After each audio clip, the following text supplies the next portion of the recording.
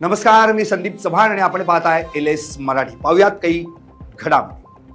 छत्रपती संभाजीनगर पंचायत समितीत भाजपचे कल्याण गायकवाड यांची सभापती म्हणून निवड।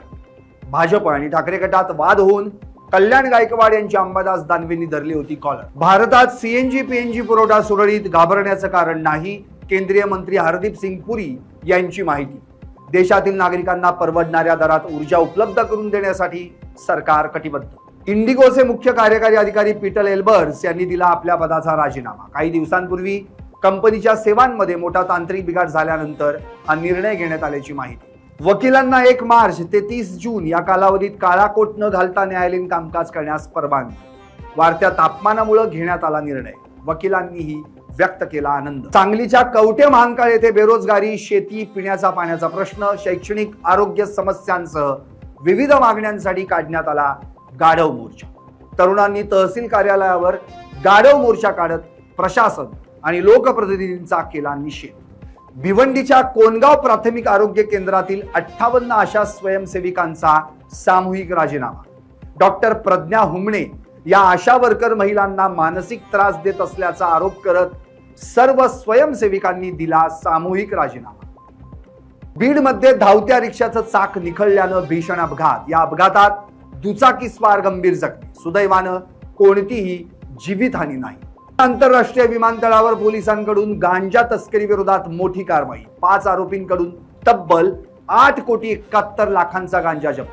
धाराशिवच्या उमरगा शहरात कार चहाच्या हॉटेलमध्ये घुसून भीषण अपघात।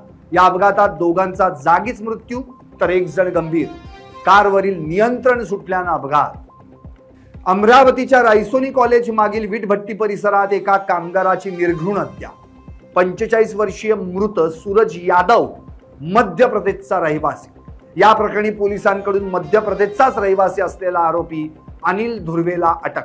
धाराशिव जिल्ह्यातून अपहरणाच्या 2 घटना समोर। तुळजापूर शहरातून 17 वर्षीय तरुणाचं तर उमरग्यातून माऊली आश्रम शाळेतील 9 वर्षीय विद्यार्थ्याचं अपहरण। या घटनांमुळे एकच खळबळ। शिरूर तालुक्यातील पिंपरी दुमाला येथे बैलगाडा शर्यतीतील बैलांच्या गोठ्याला भीषण आग। या आगीत बैलगाडा शर्यतीची 2 बैल होरपळल्याची माहिती।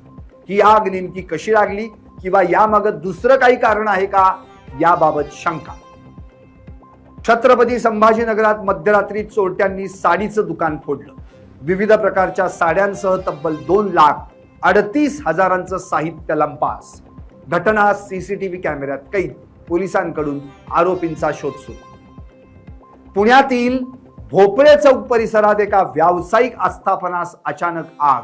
अग्निशमन दलाच्या जवानांनी शर्थीचा प्रयत्न करत आगीवर मिळवलं नियंत्रण।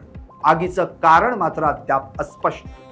धाराशिवच्या भूमनगर परिषदेच्या मुख्याधिकाऱ्यांच्या खुर्चीवर बेशरमाची झाडं ठेवून निषेध। मुख्याधिकारी 2 महिन्यांपासून गैरहजर असल्यानं जनशक्ती शहर विकास आघाडीच्या नगरसेवकांकडून आंदोलन।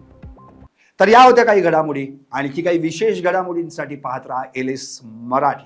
सत्याच्या पाठी, बातम्या सर्वांच्या, सर्वांसाठी।